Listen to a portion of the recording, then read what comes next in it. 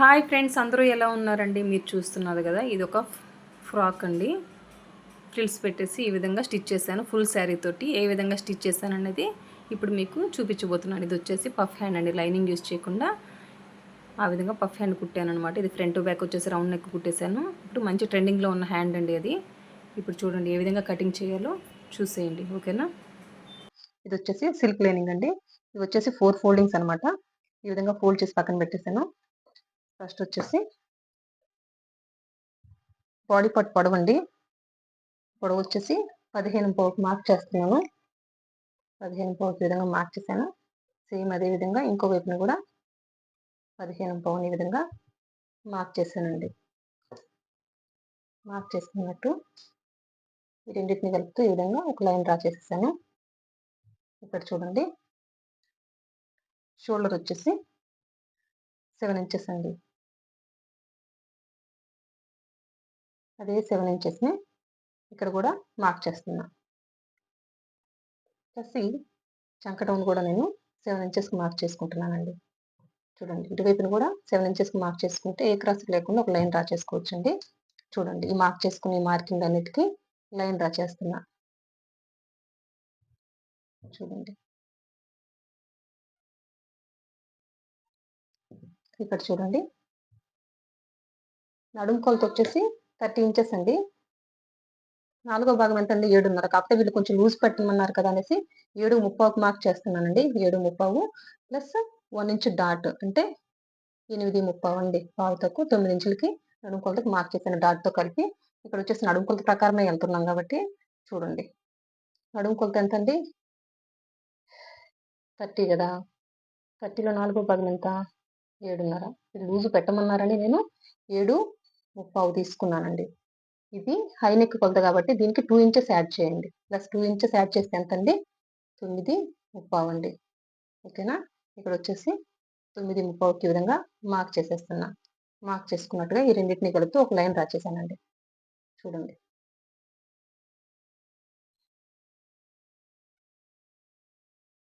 చూడండి, ప్లస్ ఖర్చు. ఇక్కడ వచ్చేసి చంక వైపున వచ్చేసి 1.5 ఇంచ్ అండి. 1.5 ఇంచ్ ఈ విధంగా మార్క్ చేసేసుకుని ఈ కర్వ్ స్కేల్ తీసేసుకుని చంక దగ్గర వచ్చేసి రౌండ్ షేప్ ఇచ్చేయడం. చూడండి, ఇది కంప్లీట్ అయిపోయిందా? ఇది హై నెక్ కొలతే కాబట్టి ఇక్కడ వచ్చేసి ఒక 1/2 ఇంచ్ అండి.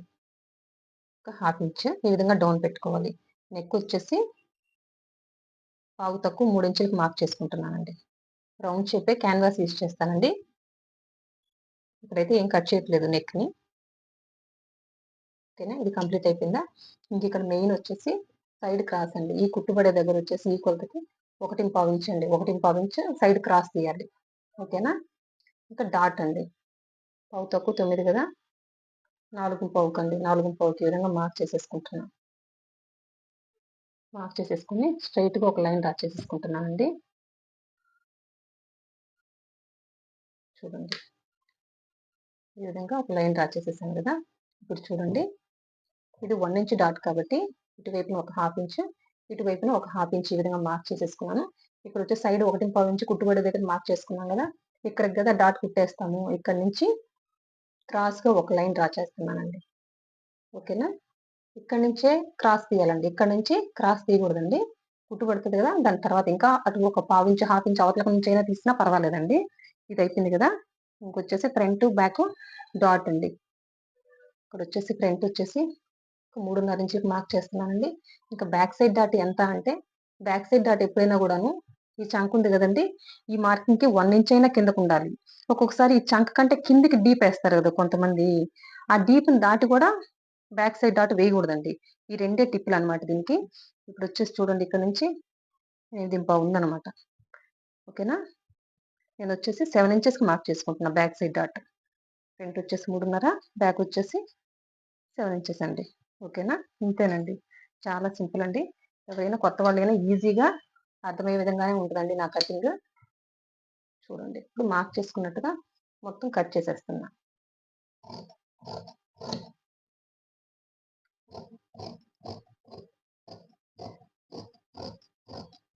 ఈ సైడ్ ఈ కొలతకి ఎందుకు ఇంత క్రాస్ తీయాలి అంటే, ఇంత క్రాస్ తీయకపోతే అండి కుట్టుకొని వేసుకున్న తర్వాత నడుం దగ్గర చూడండి ఇట్లా కిందకి జారినట్టు ఉంటది. షేప్ వచ్చేసి ఇప్పుడు స్కేల్‌తో లైన్ డ్రా చేసినట్టు రావాలంటే వేసుకున్న తర్వాత స్కేల్‌తో మనకి లైన్ డ్రా చేసినట్టు రావాలంటే ఇక్కడ పర్ఫెక్ట్‌గా తీయాలండి సైడ్ క్రాస్ అనేది.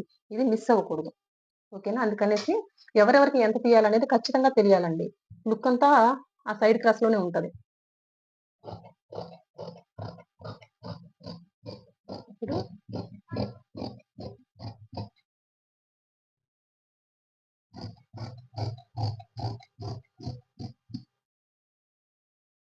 ఇప్పుడు ఫ్రంట్, బ్యాక్ ఒకేసారి కట్ చేసేస్తున్నాను. మార్కింగ్ చేసేసుకొని చూడండి ఇక్కడొచ్చేసి ఇది క్లోజ్ పార్ట్ కాబట్టి షోల్డర్స్ వైపున ఈ విధంగా కట్ చేసేసానండి. ప్లస్ ఈ హాఫ్ ఇంచ్ ఉంది కదా! ఇది రెండిటికి కలిపండి. ఫ్రంట్‌కి ఒకటే అని కాదు. ఫ్రంట్‌కి, బ్యాక్‌కి కలిపి ఈ విధంగా హై నెక్ అయితే షోల్డర్ వైపున వచ్చేసి ఒక హాఫ్ ఇంచ్ డౌన్ పెట్టేస్తాము. ఇది అవసరం లేదండి. చూడండి. ఇక్కడ ఘాట్లు పెట్టేసుకుందామండి. ఘాట్లు పెట్టేసుకుంటే కుట్టుకునేటప్పుడు ఈజీ ఉంటది. నా మెథడ్ ఏంటంటే సైడ్ జాయింట్ చేయడం కూడా ఈజీగా అర్థమైపోద్దండి కొత్త వాళ్ళకి గూడాను. మళ్ళీ సైడ్ జాయింట్ చేయడం ఎట్లా అనే డౌటే ఉండదు. ఇన్‌కేస్ మీరు ఇదే విధంగా కట్ చేసుకొని కుట్టేస్తే మీకు ఇంకేమన్నా చిన్న ప్రాబ్లమ్ అంటే ఒక కుట్టు తీయడం, వేయడంలోనే వస్తదేమో గాని ప్రాబ్లము. ఇంకే ప్రాబ్లము ఉండదండి. ఇంత పర్ఫెక్ట్‌గా ఉంటది. పాపం అందరూ మంచిగా కట్ చేసి కుట్టేస్తారు. సైడ్ జాయింట్ చేసేటప్పుడు కుట్టేటప్పుడు చాలా ఇబ్బంది పడతారండి. అందుకోసమే పర్టిక్యులర్‌గా ఇక్కడే కుట్టు పడతదండి అని చెప్తున్నాను. ఎవరికైనా చెస్ట్ ఎక్కువుంటే ఇక్కడ ఇంకొక పావించి పెంచుకోవాలి అంతేనండి. అట్లాంటి చిన్న చిన్న మార్పులనమాట. ఇప్పుడొచ్చేసి బ్యాక్ పార్ట్ తీసి పక్కన పెట్టేస్తానండి. ఫ్రంట్‌కొచ్చేసి లోతు తీయాలి గదా! ఫ్రంట్‌కొచ్చేసి లోతు తీద్దాం.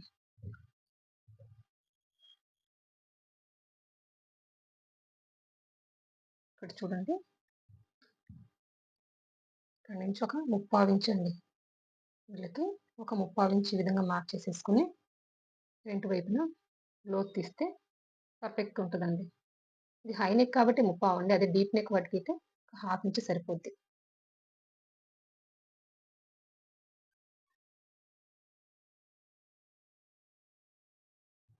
ఇప్పుడు మార్క్ చేసుకున్నట్టుగా కట్ చేసేస్తున్నానండి. ఇప్పుడు ఈ లైనింగ్ క్లాత్‌కిను, ఒరిజినల్ క్లాత్‌కి గన్ పెట్టేస్తానండి.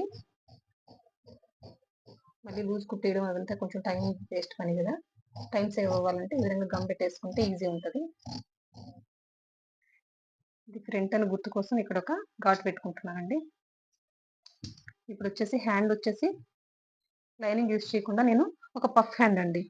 చాలా బావుంటది ఆ హ్యాండ్ గూడాను. ఆ హ్యాండ్‌ని నేను ఏ విధంగా కట్ చేయాలో ఇప్పుడు చూపిస్తాను. శారీ క్లాత్‌తోనేనండి. లైనింగ్ యూజ్ చేయకుండా. ఇక్కడ చూడండి నేను ఫ్రంట్ టు బ్యాక్ వచ్చేసి ఈ విధంగా గమ్ పెట్టేసానండి పైట భాగానికి. ఈ కొంచెం క్లాత్ వచ్చేసి హ్యాండ్స్కి కావాలంటే ఈ విధంగా కట్ చేసుకున్నాను. ఇప్పుడు చూసేయండి ఏ విధంగా హ్యాండ్ కట్ చేస్తాను. ఇది వచ్చేసి 4 ఫోల్డింగ్స్ అండి. బార్డర్ ఉండేదే తీసుకున్నాను చూడండి. హ్యాండ్ పొడవు వచ్చేసి 10.5 ఇంచులండి చూడండి.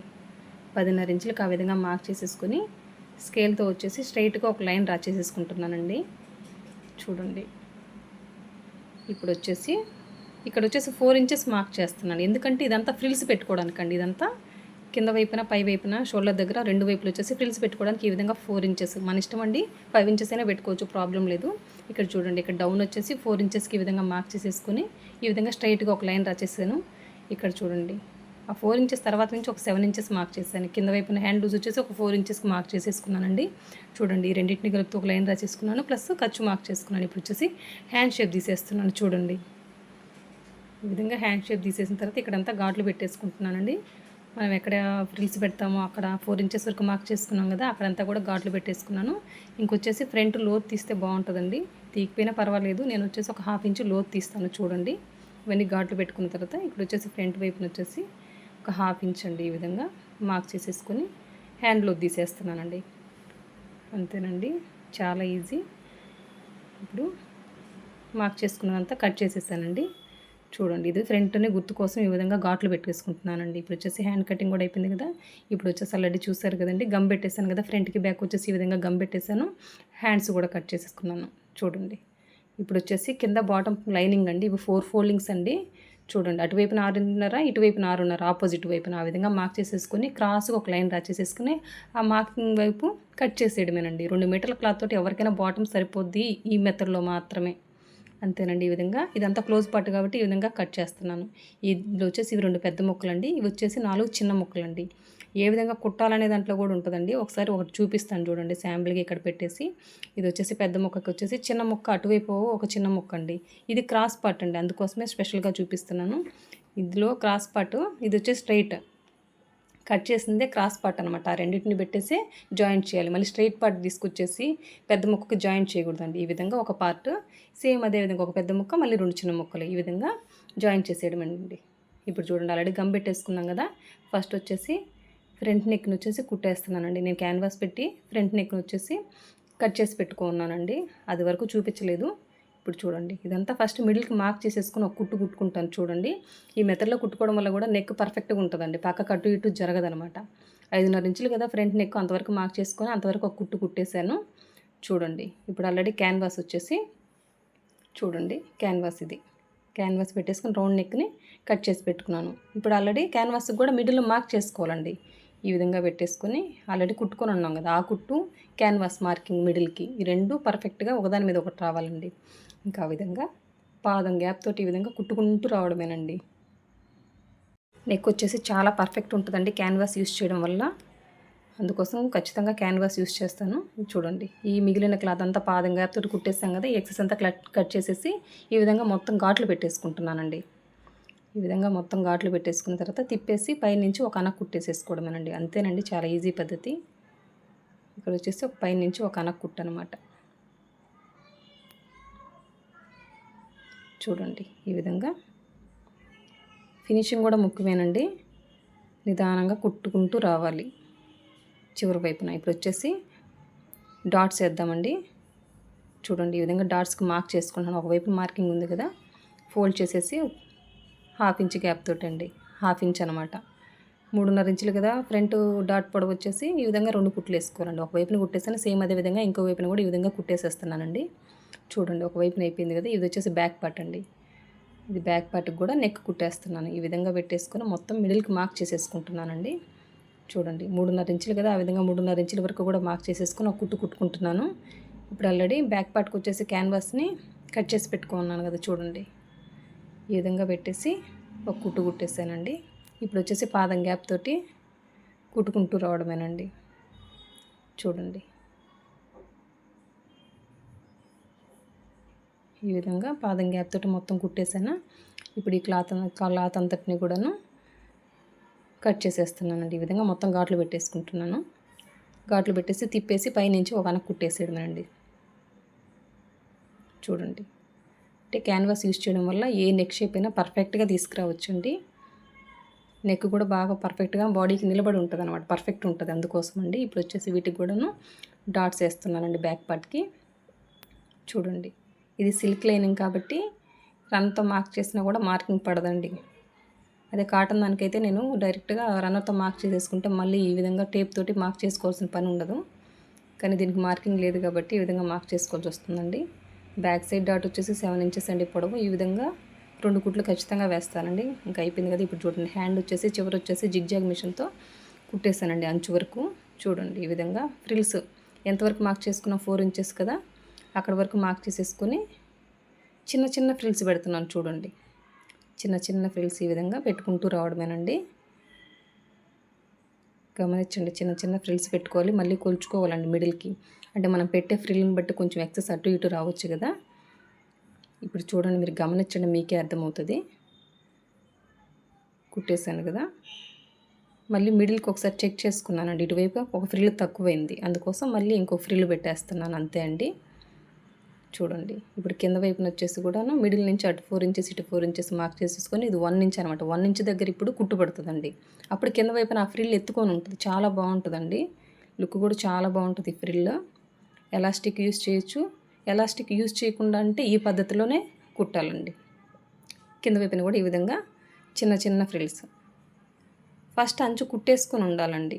ఫ్రిల్స్ పెట్టేసిన తర్వాత అంచు కుట్టుకోలేం కదా, ముందే అంచు కుట్టు పెట్టేసుకొని ఈ విధంగా చిన్న చిన్న ఫ్రిల్స్ పెట్టేసుకోవడమేనండి. చూసేస్తారు కదా, అంతేనండి, చాలా సింపుల్గా ఈ విధంగా ఫ్రిల్స్ పెట్టేసేయడమే.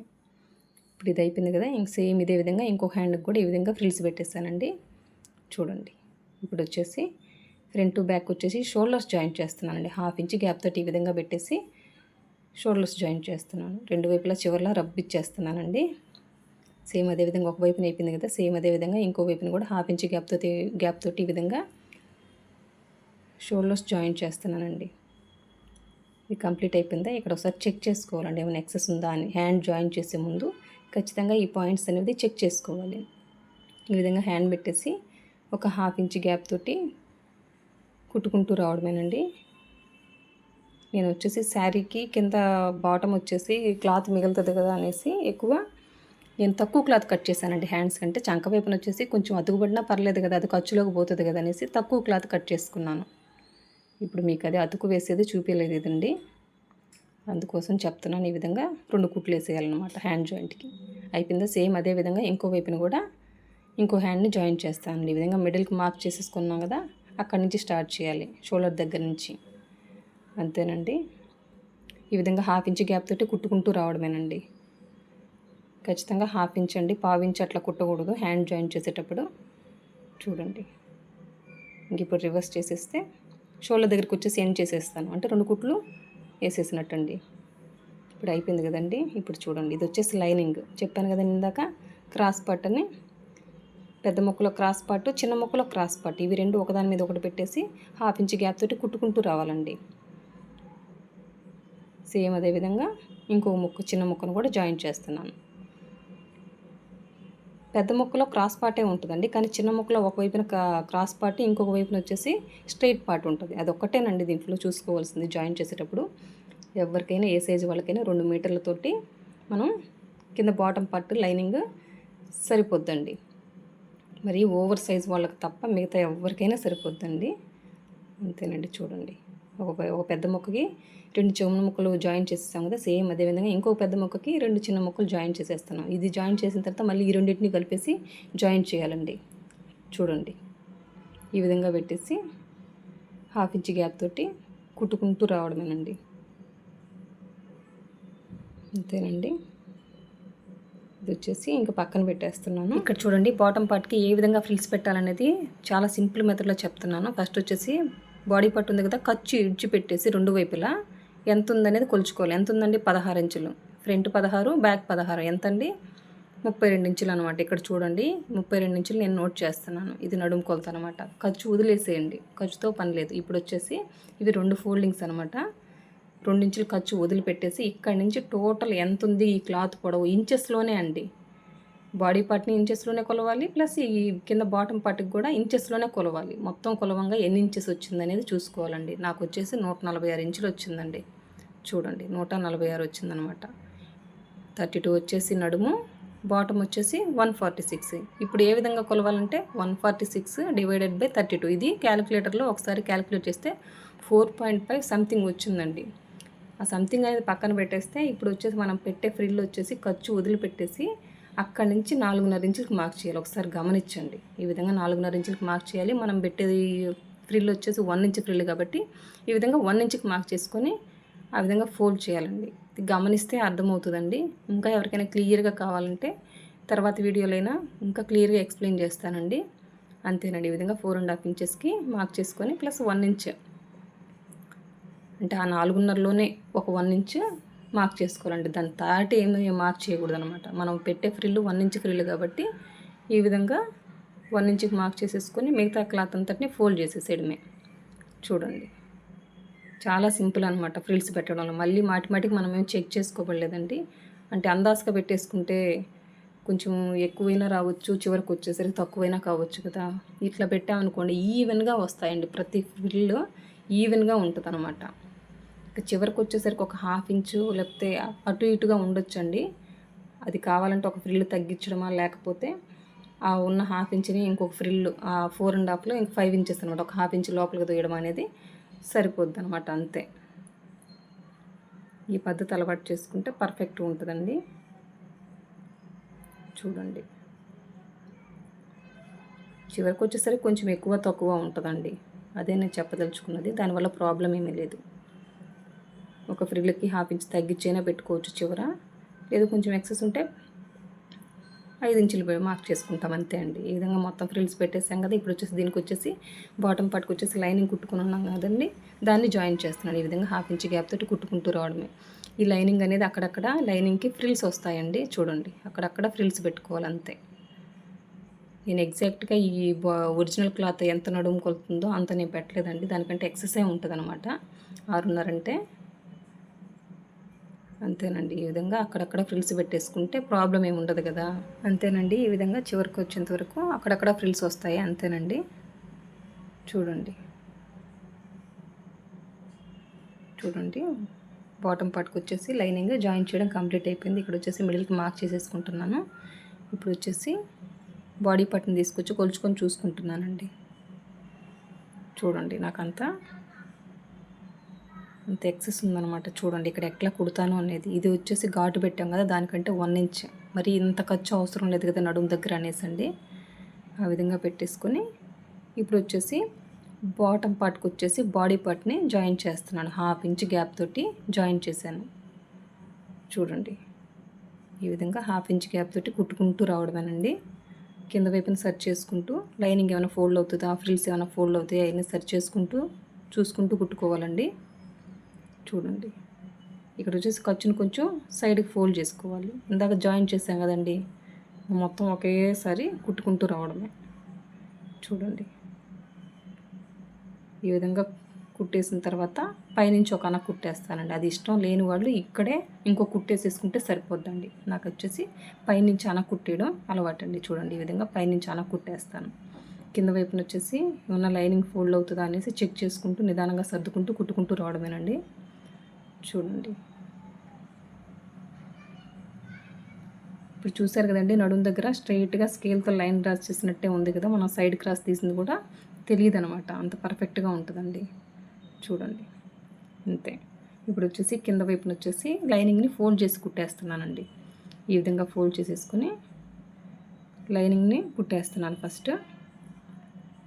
చూడండి చాలా సింపుల్ అండి.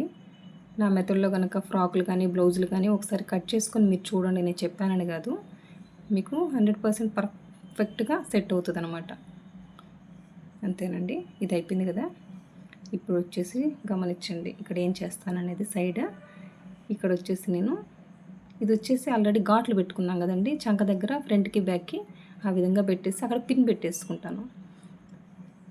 ఇక్కడ వచ్చేసి నడుము దగ్గర కూడా అంతేనండి, ఘాట్లు పెట్టుకుని ఉన్నాను కదా, అక్కడ సైడ్ అంటే ఫ్రంట్కి బ్యాక్కి కూడాను పిన్ పెట్టేసుకుంటే పర్ఫెక్ట్గా ఉంటుందండి. అక్కడ జరిగిపోదు అనమాట, కుట్టు అటు ఇటు జరిగిపోదు అనమాట. అందుకోసం ఈ విధంగా పిన్ పెట్టేసుకుంటే సైడ్ కూడా పర్ఫెక్ట్గా ప్లస్ గుర్తు వస్తుందండి. నడుము దగ్గర అయితేనేమి, చంక దగ్గర అయితేనేమి. ఇప్పుడు వచ్చేసి హ్యాండ్ లూజ్ వచ్చేసి ఒక 5.5 ఇంచులకి మార్క్ చేసేసుకుంటానండి. చూడండి మార్క్ చేసేసుకొని ఇంకా సైడ్ జాయిన్ చేసేయడమే. అంతేనండి, చాలా సింపుల్ అనమాట. చూడండి సైడ్ జాయిన్ చేయడం కూడా ఎంత సింపుల్గా అయిపోయిందో. ఈ విధంగా ఇంకా స్ట్రైట్గా ఒక కుట్టుకుంటూ రావడమేనండి. నడుము దగ్గర కూడా పిన్ పెట్టేసుకున్నాం కదా, చూడండి అక్కడ అది కూడా తీసేసి కుట్టుకుంటూ రావడమేనండి. అంతేనండి. ఇది వచ్చేసి సిల్క్ లైనింగ్ కాబట్టి ఘాట్లు పెట్టుకున్నానండి. అదే కనుక కాటన్ లైనింగ్ అయితే రన్నర్తో మార్క్ చేసేసుకుంటానండి. చూడండి ఈ విధంగా ఒక 3 కుట్లు వేసేస్తున్నానండి. ఇంకో కుట్టు వేసేస్తున్నాను. సైడ్ ఉన్న ఎక్సెస్ క్లాత్ని కట్ చేసేసానండి. అంతేనండి. ఒక వైపున అయిపోయింది కదా, సేమ్ అదే విధంగా ఇంకో వైపున కూడా ఈ విధంగా సైడ్ జాయిన్ చేయడమే. చూడండి ఇది వచ్చేసి ఫ్రంట్కి బ్యాక్ ఘాట్లు పెట్టుకున్నాం కదా, అక్కడ వచ్చేసి మార్క్ చేసేసుకొని పిన్ పెట్టేసుకుంటాను. పిన్ పెట్టేసుకుంటే అక్కడ ప్లస్ గుర్తు పర్ఫెక్ట్గా ఉంటుందండి, పైకి కిందకి జరిగిపోదు అనమాట. ఇంకా ఇంకొక మనం హ్యాండ్ లూజ్ మార్క్ చేసేసుకోవాలి. ఇంకా నడుము దగ్గర కూడా పిన్ పెట్టేసుకుంటే పైకి కిందకి, అందులో సిల్క్ కాబట్టి పైకి కిందకి కుట్టేటప్పుడు జరిగిపోద్ది కదండి క్లాత్, అది కూడా ఒకసారి చూసుకుంటే ఇంకా ఇబ్బంది లేకుండా పర్ఫెక్ట్గా ఉంటుందండి. చూడండి ఈ విధంగా పిన్స్ పెట్టేసుకుంటానండి. ఇంకా నిదానంగా కుట్టుకుంటూ రావడమే.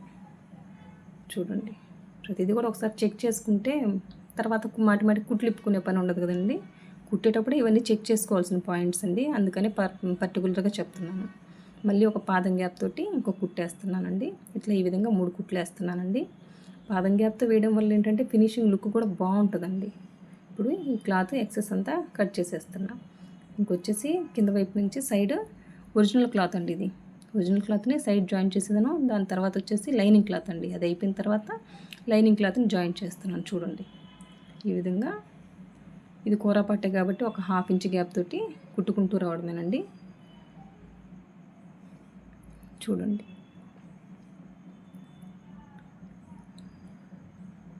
అంతేనండి. చూసారు కదండి ఎంత సింపుల్గా అయిపోయిందో. నా ఎక్స్ప్లెనేషన్ మీకు అర్థమైందని అనుకుంటున్నాను. చూడండి హ్యాండ్స్ కానీ ఫ్రాక్ కానీ ఎంత చక్కగా వచ్చిందో. నా వీడియో కనుక నచ్చినట్లయితే లైక్ చేయండి, షేర్ చేయండి, సబ్స్క్రైబ్ చేయండి. థ్యాంక్ యూ అండి. Thank you for watching. Bye.